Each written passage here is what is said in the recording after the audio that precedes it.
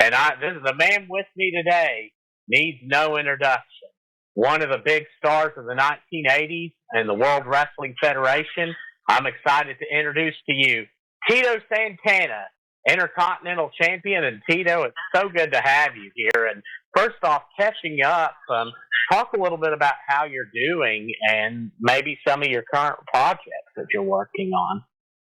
Well, I'm retired. I retired from professional wrestling in 1993. And me and Sergeant Slaughter tried to start the American Wrestling Federation. It didn't work out. After a year, it shut down. And then I started teaching. And I taught for 26 years. And that was the best thing I ever did. You know, it was probably the hardest thing I ever did, but very rewarding for me. What did you find rewarding about teaching? Well, it was my 8th grade teacher, gym teacher, who we were migrant workers, my family, and we were missing out a lot in school. We missed out in the beginning and at the end of the year, so I was always behind school-wise, and he is the one that started talking to me when I was in 8th grade about becoming a football player. And I used to think to myself, well, why does he want me to play football? I've never played. And I used to think the football players were really big and rugged. I was a little bit afraid of football because I never played it. And I didn't play my 8th grade year, but I did go out for basketball. And I ended up having a very good year in basketball. But then my freshman year, again, he gave it a shot, and my brother was going to play. We came from Wisconsin. We had been working on picking cherries in Milwaukee, Wisconsin, and my brother and I, he was the one that was going to play. I just came down to go to school, and I went with him hoping that somebody would ask me to try out. And Lord and behold, he was walking with a freshman football coach, and he introduced me to the coach, and he told the coach, his name was Coach Elsie, and Coach Sanchez was the one that was leading me on. He introduced me to Coach Elsie, and he said, if you can talk this guy into playing, he'll be a good football player. So, yes, you know, he asked me if I wanted to play, and I said yes. I was just eager to be asked. Well, I played, and I was the only sophomore. We were ranked second in the state my sophomore year. Wow. And I was the only sophomore that made the varsity. So I climbed the ladder pretty quick. Look at your career. You were teammates eventually with Tully Blanchard, Ted DiBiase, and, I mean, nearly had it not been for an injury, you could have been possibly playing for the Chiefs. Talk about the culture of playing football with Ted and Tully and maybe some of the memories you have from it. I love going to college to play football. You know, that was the only way that I was going to go to college is the fact that I got a scholarship. And I believe Tully Blanchard transferred. He was one of the top recruits in Texas. He transferred over, I believe, his junior year, and he was a starter for us. I mean, he was an excellent quarterback. He was very athletic. DiBiase, on the other hand, was not quite the football player that Tully and I were. He was on the slow side, but, you know, I remember, you know, at practices, you know, practicing with him, but he dropped out. He got married young and dropped out. So Tully and I were the ones that stayed on. You would go on to work for the two McMahons, Vince Sr. and Vince Jr.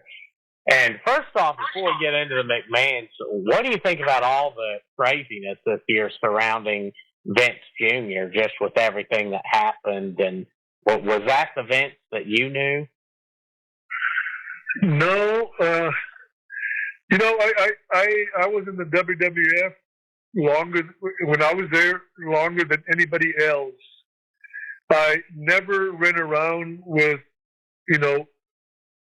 Vince McMahon or Pat Patterson, so I had no idea what they would do, after the shows were over. Mm-hmm. I did read what was going on, and he became so successful. I can see where that things would happen to him, but I have no. I really can't really talk about this because I wasn't there. I didn't experience anything. I didn't see anything. So I'd be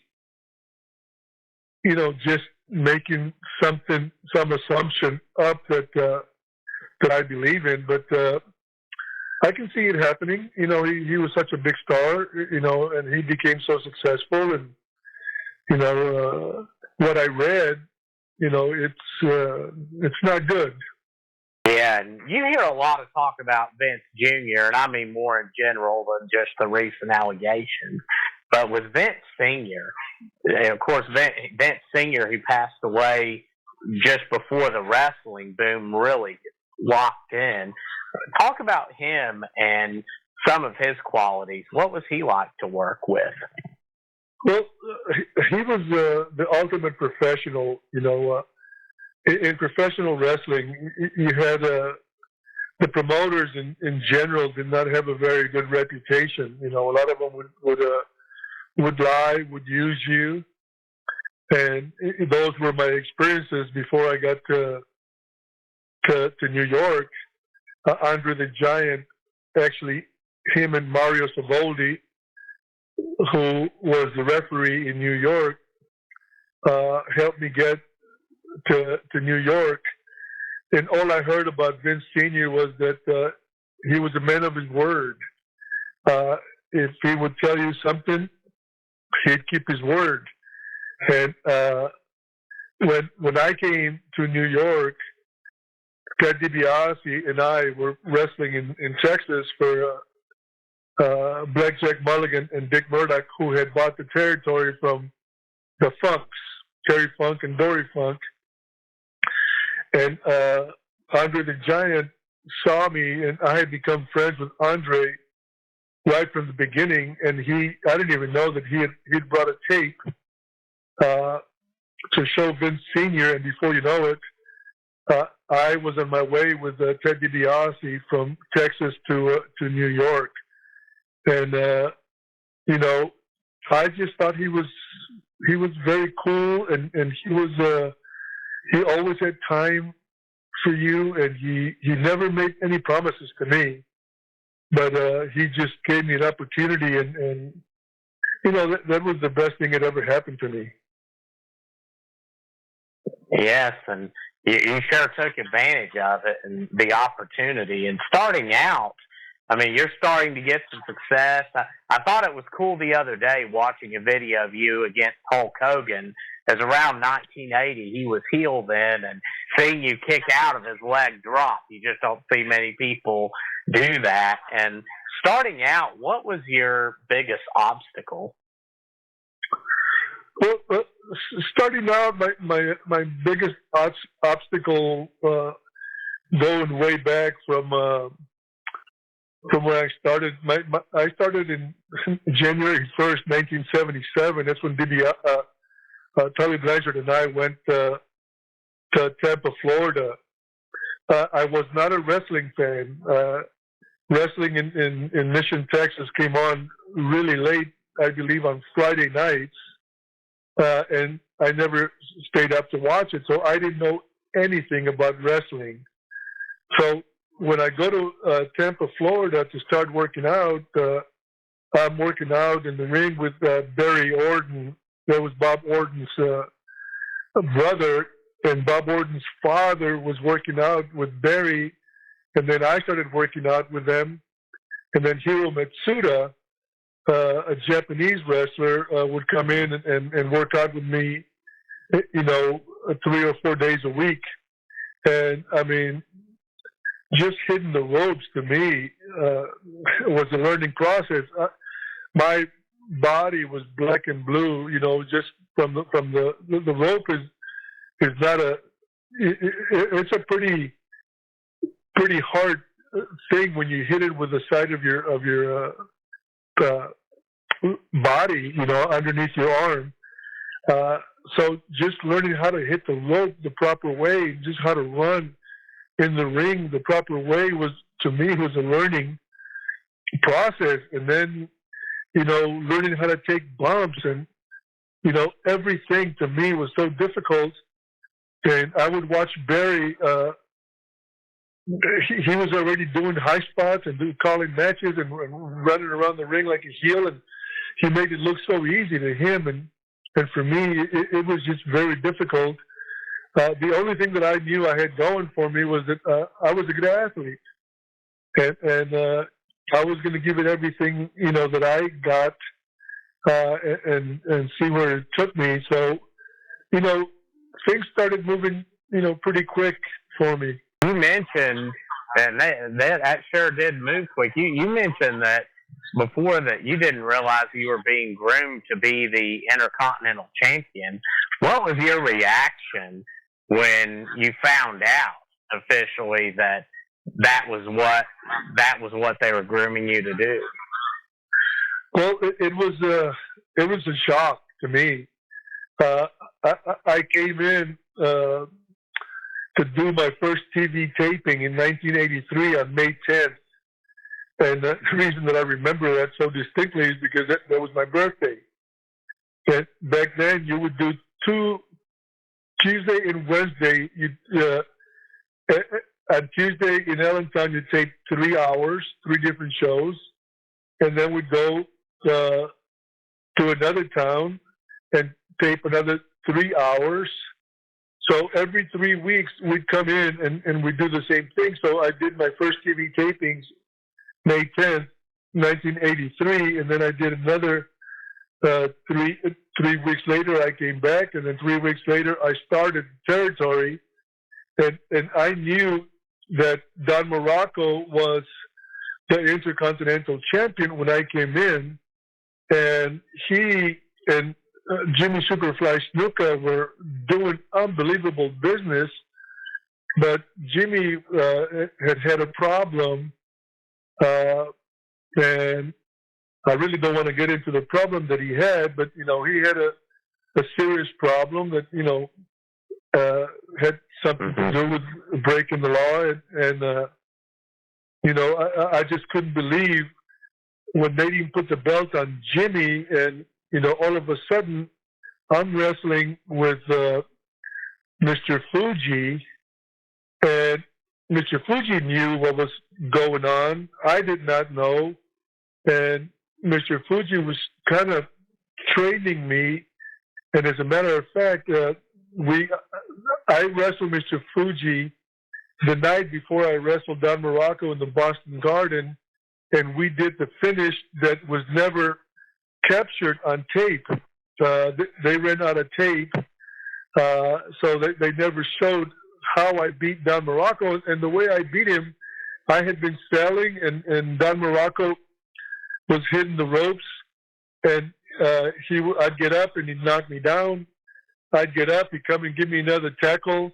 And the third time that he went to hit the ropes, I just jumped up in the air and I hooked him with my legs, with my ankles around his belly, and it almost turned into like a sunset flip. And it was a total surprise, and it worked out perfect, and I beat him 1, 2, 3, and I became the Intercontinental Champion. And man, was I surprised, because I really didn't know until that night that I was going to go over and beat Don Morocco. So it was a total shock. So you mentioned Andre the Giant earlier, and I know you get asked this sometimes, and a lot of people do for good reason, but what is a funny or interesting story that comes to mind around Andre the Giant? And I think of one time you worked with him in particular, when you and Jim Powers would go against him in a handicap match in 1989. Well, this has nothing to do with wrestling, but Andre the Giant and I were wrestling in Japan, and we flew to Hawaii.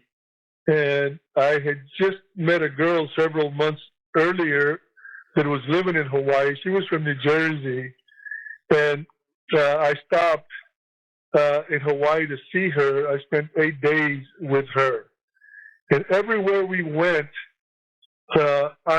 Andre was a superstar. Everywhere we went, he would get in free. You know, he was a big time celebrity. We went in there with the entertainer Din Ho, and they called him up to the stage to sing. And I thought he was actually going to sing, and he grabbed the mic, and he just started opening up his mouth and open and close and open and close, and he said, "I'm done." That was the fish song. So he was pretending like he was a fish and just opening up his mouth and closing it, and everybody cracked up. Well, when we got ready to leave that place, somebody called a cab for Andre, and I got in the back seat with my girlfriend, and Andre got in the front seat, and he was a small Japanese driver. He was shooting. You know, this is a shoot. He says, "Oh no, too big, flat tire, get out." And Henry says, "Yeah, shut up and just drive the car." And Andre squeezed himself in, and he dropped us off. But you know, the poor Japanese cab driver was about to go into tears. He was worried that his car was going to get flat tires. That match that you had with him, what was he like to work with, especially later in his career? I mean, I know it was harder for him to get around, but he still just knew how to put together some amazing matches. Andre was an unbelievable worker, you know, for a big man. I mean, he worked like a big man. Andre loved working with me because when he worked with me, he didn't have to do too much. I would just come to him. You know, he'd give me a bump. I'd come to him. We'd do something. I'd come to him. I'd sell, working my way towards him, so he wouldn't have to, you know, move far. But we had a trip overseas in the UK, and me and Don Morocco and JYD were supposed to work with Andre, and that was the first tour that the WWF was going to have in the UK. And everywhere, you know, it was already starting to get really big, so every place was sold out. And we started out, I believe it was in Rome, Italy, and we wrestled. I wrestled Andre that night, and the guys started partying and celebrating and drinking in the locker room and breaking glasses against the walls. And Andre had a lot of respect for our business, and he was pretty upset. And I didn't know this, but he called Vince Sr. Vince Sr. was still around. I believe he was still around, or I don't know if he called Vince Jr. Anyway, he called one of them, and he said, "I'm not the only one I want to work on this tour with is Tito." And sure enough, I wrestled with him one-on-one the rest of the tour. He beat me every night, but you know, I never forget the way we used to start the match. He would come after me. I'd duck, I'd hit the ropes, and I'd come up and I'd hit him with the flying forearm, because he was a big heel at the time. You know, Andre went back and forth as being a babyface and a heel, and he would stumble backwards into the ropes and hook himself on both ropes, and then he would ask me to, you know, just kick him and punch him and kick him and punch him, and then he would let himself loose, and then I would cover him, and you know, that's how we started every match. Because back then we did the same thing every night. You didn't have technology like you do now, where everybody could send it from place to place, and we could do the same thing every night. And another big man you worked with was, albeit briefly, was The Undertaker. And in 1991, right when he was in the midst of a red-hot run, you would get a win over him. And you could see, I get goosebumps thinking about it, watching the reaction of the crowd. And talk about that match and what you remember about it.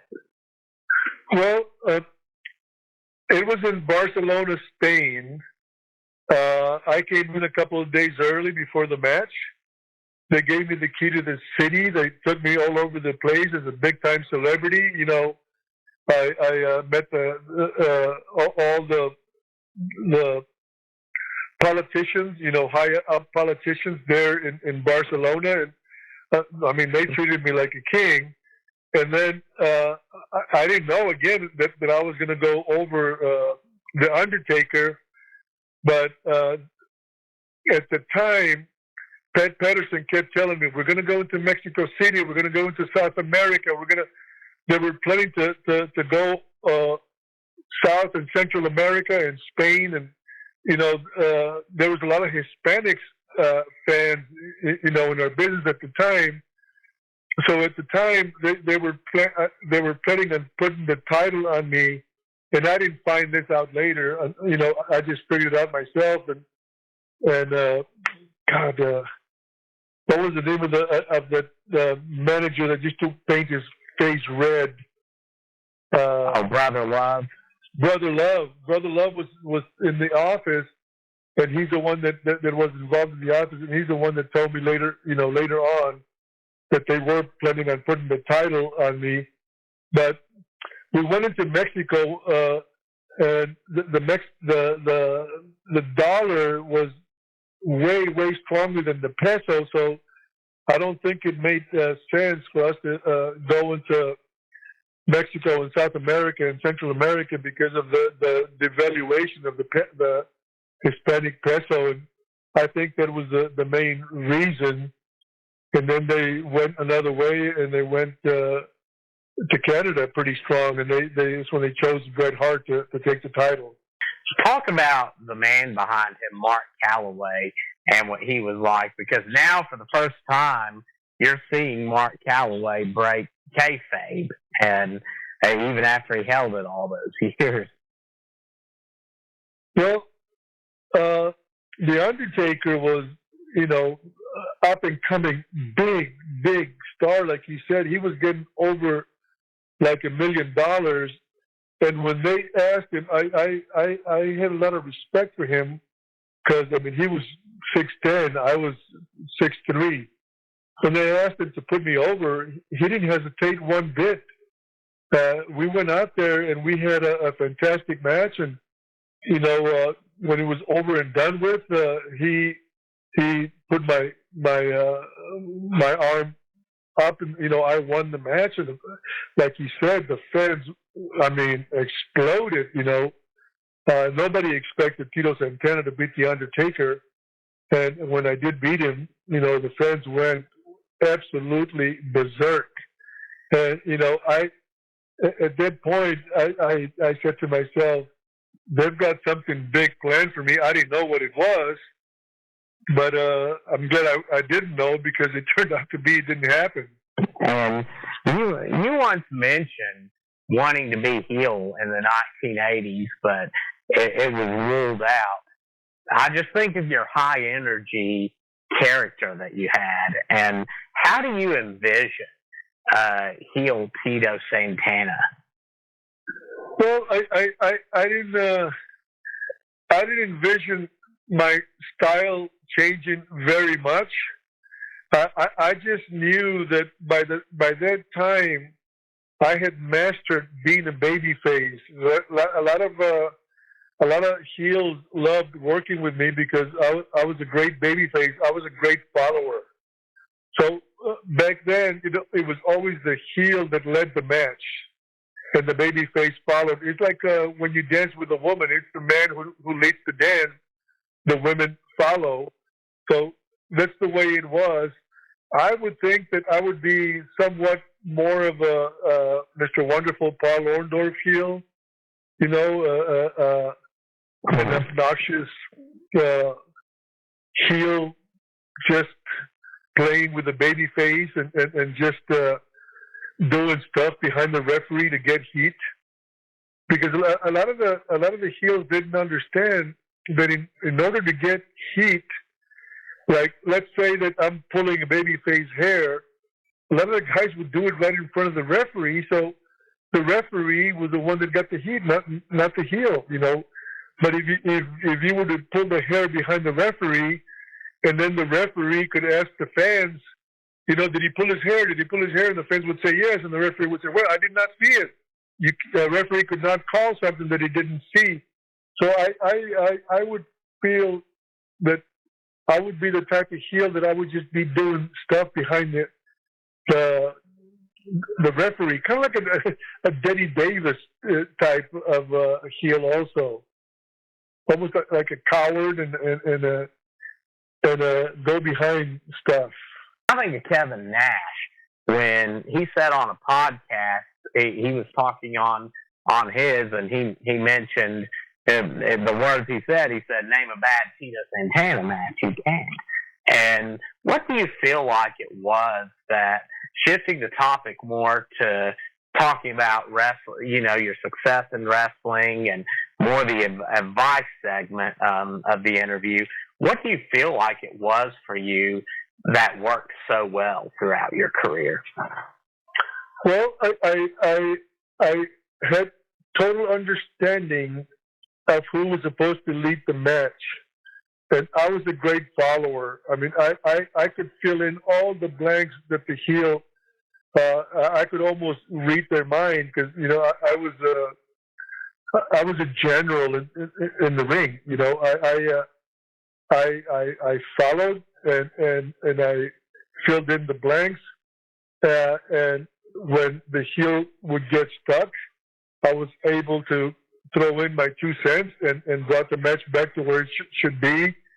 I just knew that I was in total control, and I knew that every time I wrestled, we were going to be successful because, even if the heel was a little bit in the, I wrestled with many guys.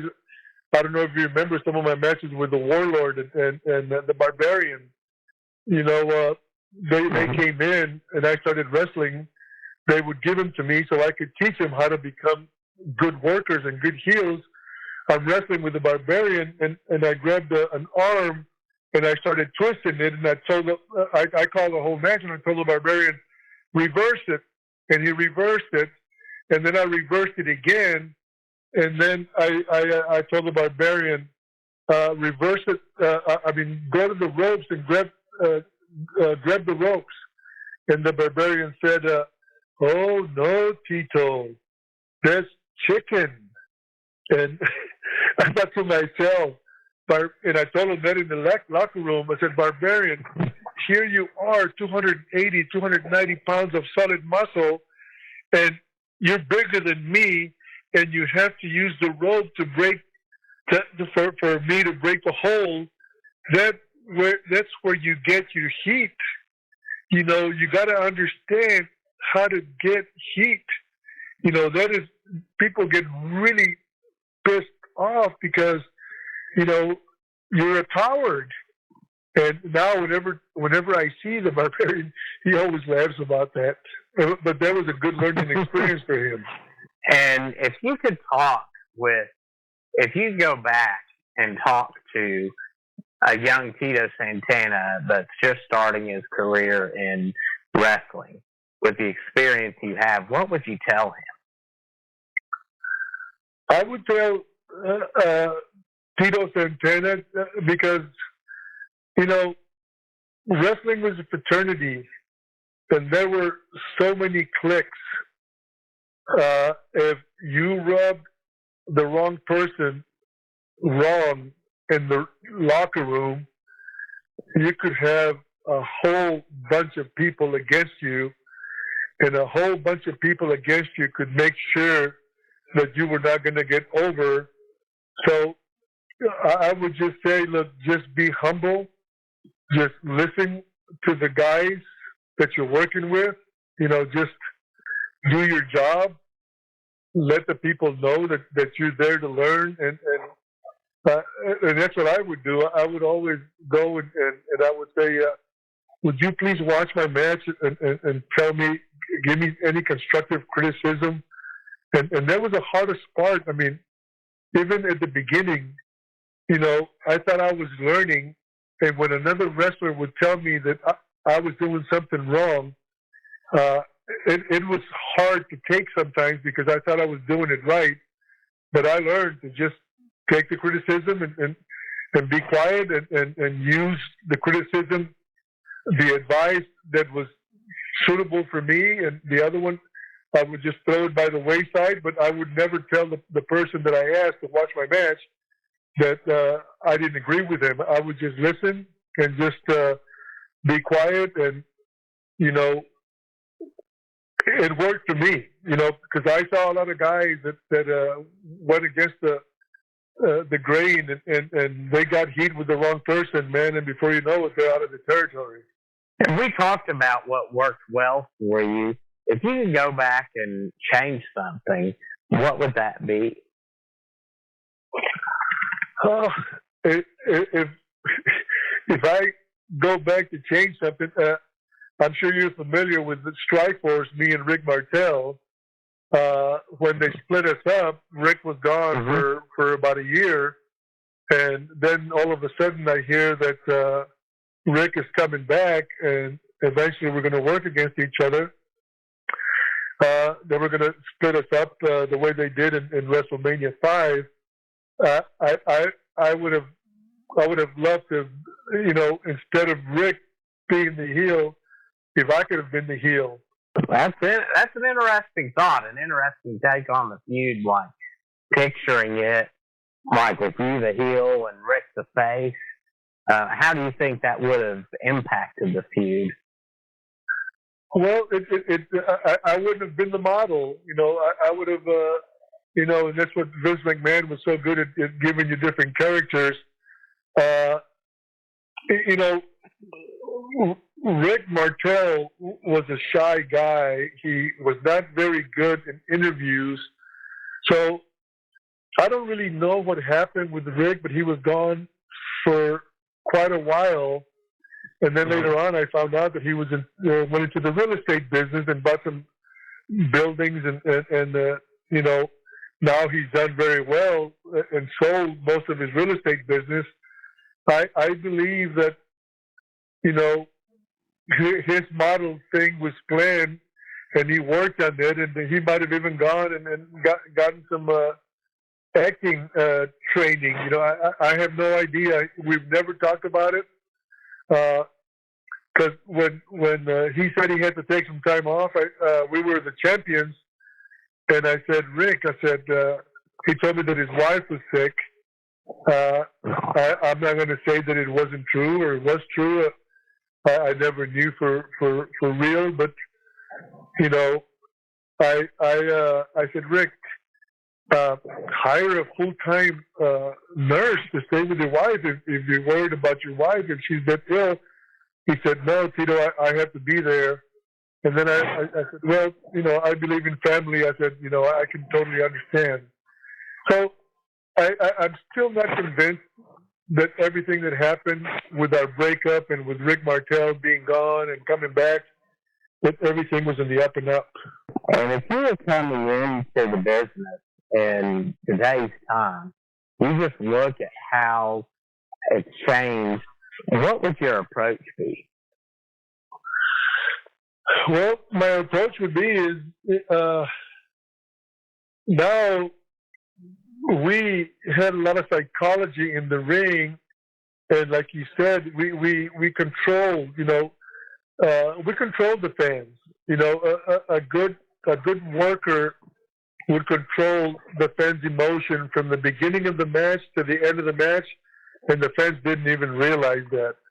But we were controlling every cheer and every boo in there, and now there's no need for psychology. And Steve Kern became a trainer for the up and coming stars for the WWF, and he was a good friend of mine, and he would tell me, Tito, the way we worked, psychology, they don't want that. Throw it out the window. They just want you to go in there and just bump and do things for no rhyme or reason. So I would have to figure out, what it is that they want, and hope that, you could figure it out. Because, I went to a match. I didn't even realize it was going to be a wrestling match, and it was a live show. It was Cody's first match in the WWF was here in New Jersey. I thought I was just making an appearance, and turned out to be I was supposed to be in a room with fans just signing autographs. And I saw pretty much every match. I would say 80% of the wrestlers weighed less than 200 pounds.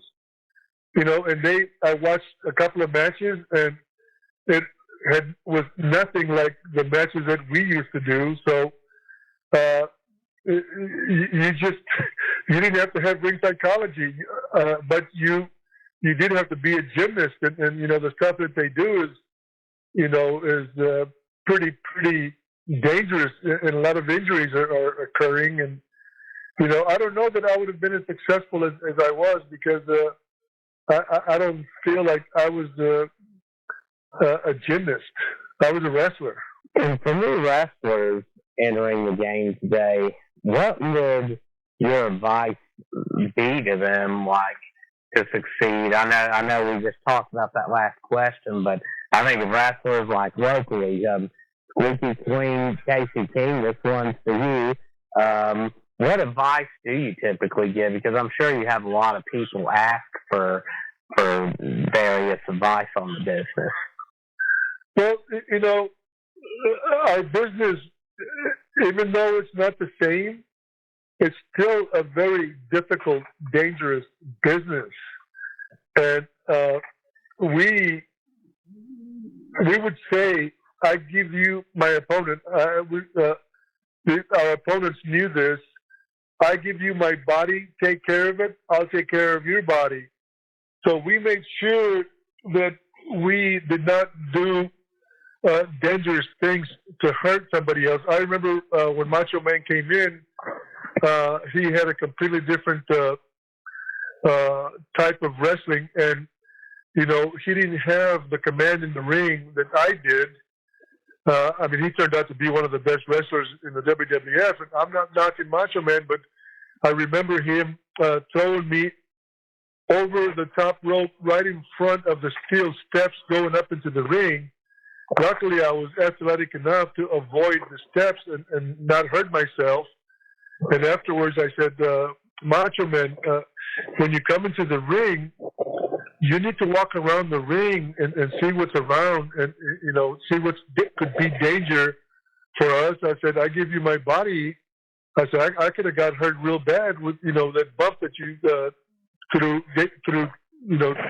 throwing me out in front of the steps. And he learned a lot. But that's what we used to do. We used to teach each other. We used to help each other. I wasn't upset, and I was helping him, understand, something about our business.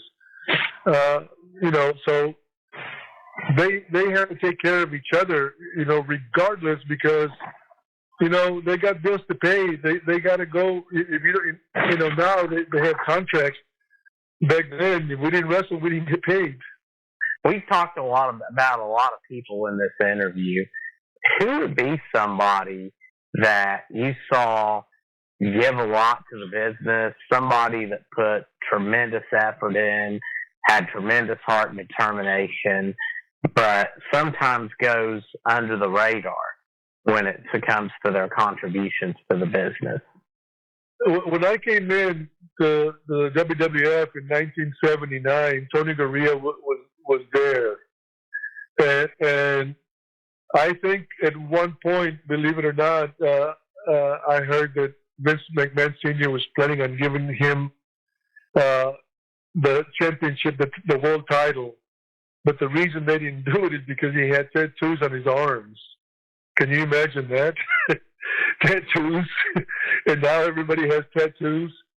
And I thought he was, I thought he was one of the greatest baby faces around.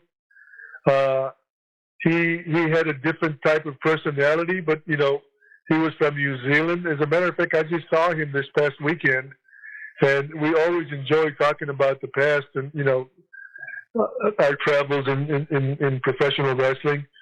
But I think that he never achieved his capabilities. He was overlooked by far. Tito, for the fan base to get to know you better, what's a cool fact about yourself? Maybe something not a lot of people know. Well, a lot of people don't know that I became a school teacher, and I just retired from teaching after 26 years, and they don't know how hard the transition from being a professional wrestler to being a school teacher, because the kids I felt were so difficult, and you had to learn how to deal with the kids and the parents. And in most cases, the parents were the problem. But most of these kids that had serious problems in the classroom, you found out that they were being raised by their grandmother, their grandfather. The parents, they didn't have parents. They were really not doing very good financially in their family. And they were just like almost begging for love, and to be able to spot that and to see that and to be able to help some of these kids as you went along was something that I think that it took me a while, but at the end, I was able to do it pretty often. When it comes to teaching, did you get asked a lot of wrestling questions when you taught? When I was in the classroom, I would tell the kids, I'm Senor Solis, because I was teaching Spanish. Another thing that I did while I was teaching in the middle school, I became the basketball coach, and I was a basketball coach for 15 seasons, and my teams went undefeated twice, and nobody has ever done that in our school. And I used to tell my wife, I was a good basketball player in high school. I used to tell my wife, I'm not that good of a coach because I hadn't played or coached in a long time. I said, but those kids, they play their hearts out for me. So, yeah, being a coach is something that I don't know how many fans know those statistics about my coaching career. That is neat, especially having home games for New Jersey teams, knowing the basketball atmosphere there. That's not an easy thing to do, have an undefeated season at any level. And what was your method for dealing with the kids, say, that had a difficult situation of being able to make a positive impact on their lives? Well, I can't tell you how many kids I pulled aside and kept them after class. And I would use me as an example. And I would, especially if they were Hispanic or black, I would tell them, guys, I came from nothing. I'm a Mexican American. I said, I grew up where there were some restaurants that when I was a kid that we were not allowed to go into. And I said, you have to learn that because you're Hispanic, you're going to have to work twice as hard and nobody's going to give you anything. You're going to have to earn it. You're going to have to need an education. You need an education nowadays to be successful in life. You might get lucky without an education, but an education sure helps. So, I believe the fact that I was being a Hispanic, I would be able to put myself in their shoes and for them to see that there is hope for them to be successful. And I can tell you that there's been a few that have come back to me and have thanked me for helping them out. Wow, and that hits deep, just saying, because you read a lot. I mean, I remember reading about it in school books growing up, but not actually talking with someone experiencing it. So you actually had places you couldn't go to then just for being Hispanic. Right, especially when we were, I told you we were migrant workers, so in the middle of April, my dad would take us out of school and we'd head up to either Illinois or Wyoming, Iowa, to work in the fields, and we'd be in a caravan, like a wagon train, but with the trucks. My dad had a truck, and he was the crew leader, and so we would stop in truck stops. We were not allowed to go into some of those restaurants. We'd have to order. My dad would order food and bring it out to everybody, and we'd eat outside. And we saw. I saw a lot of stuff. That thank God, things have changed with time. Mm-hmm. Yeah, and for sure, I ended up taking French in high school.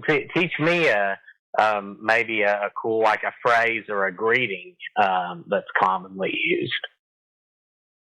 Hola, ¿cómo estás? Nice. Did you understand that? I did, but what does that mean? It means, hello, how are you? Oh, nice. Hola, ¿cómo estás, amigo? Hola, ¿cómo estás, amigo? Yeah. So cool. How are you, friend?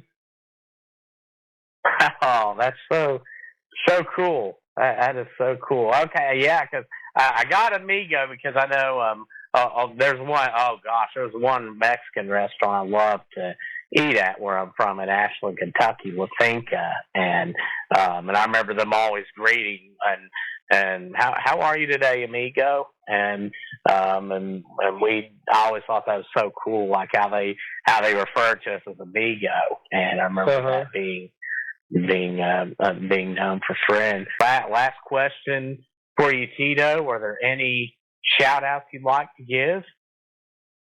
Well, I just want all the fans that are listening. I am on Facebook under Merced Solis, and some people try to friend me, and Merced Solis Facebook is completely, the most you can have is 5,000 friends, and I've hit 5,000 for a while. But I also have a group, official Tito Santana group, that they can ask to be friend with me, and I make announcements of, I have a book that I wrote. Jesse the Body used to call me Chico, and the title of the book is Don't Call Me Chico. And I have it here at home, and people ask